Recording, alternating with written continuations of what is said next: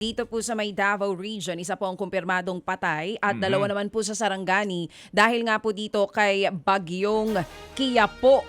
Ang sinasabi po dito sa monitoring po ng DSWD Disaster Response Operation, nasa mahigit 1,000 katao o 261 na mga pamilya daw po ngayon ang apektado at mga nasa evacuation o nananatili po sa evacuation centers. Mamaya hingi pa po tayo ng iba pang update. But over the weekend, partner, kung nakita po ninyo at kayo po'y nagmo-monitor ng balita, marami pong mga barangay at areas dyan sa Davao City ang tinamaan po ng matinding pagbaha. Kabilang sa mga pinakamalubhang tinamaan po ay ang Talomo, Matina, Santo Niño, Los Amigos at Bangkas.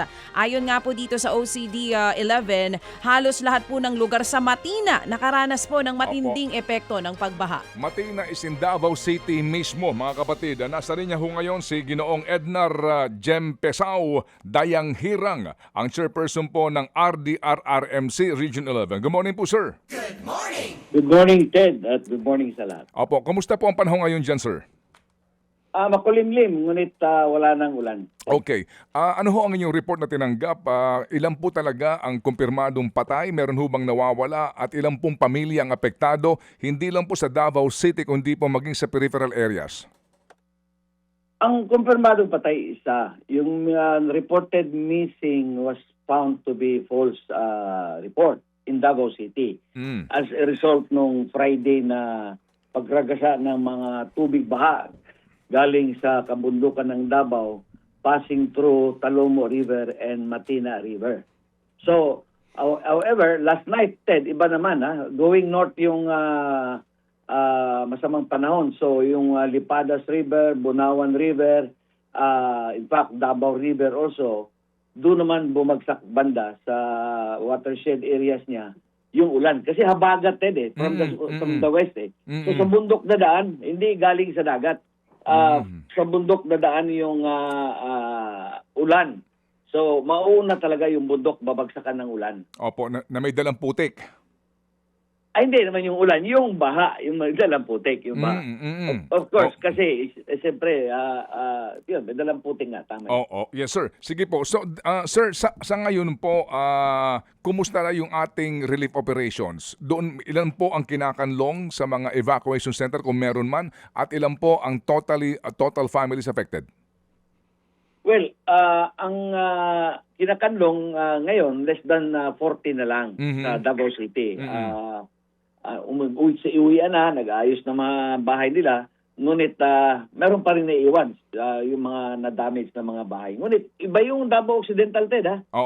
Ibahin natin yung kwento ng Davao Occidental kasi that's totally different. It started with a 7.8 earthquake, nag-landslide, tapos nag-flooding na ulit. Iba yun. Ito yung pinag-usapan natin, Davao City.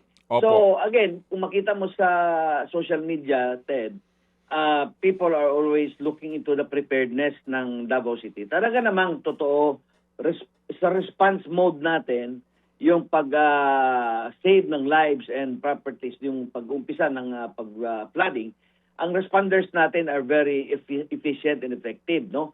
Ibig sabihin, yung government responders and volunteer responders. Ngunit, I'd like to explain a little, kasi resilience pinag-usapan dito, disaster resilience. We just don't look into the response. Kasi 4 ang strategy sa disaster management. Prevention, mitigation, preparedness, response, and rehab recovery. We have to implement all these 4 strategies to become resilient. Magaling nga tayo sa response. Every week naman tayo nagre-response. So, ito not resilient. Sige po, ito ho bang Sarangani po, sakop nyo? Hindi. Ang Sarangani province, hindi. Ang municipality of Sarangani, sakop. Okay. Sige po. Kumusta po doon? Yung doon, tinamaan yun ng earthquake. Yung Yes, sir. Yes, sir. Earthquake. So, tuloy-tuloy yung tulong ng government, especially sa housing. Dito na tayo sa housing na yung relocation kasi daming damaged houses doon. Ted, so ang DSUD natin is there and it is there. Ang local government ng Occidental is there, DSWD, lahat. Pero ngayon, more on na tayo, recovery phase natin. Pero hindi ba sila doon inulan din na matindi? Sa Municipality of Sarangani, no report now. Ang alam kong inulan na matindi, Province of Sarangani. Okay, sige po. Kami tatawag doon. Sige po, salamat po na marami sa inyo, Chairperson Ednar Dayanghirang. Salamat, sir. Salamat, Ted. Good Opo. morning. Good morning. Thank you.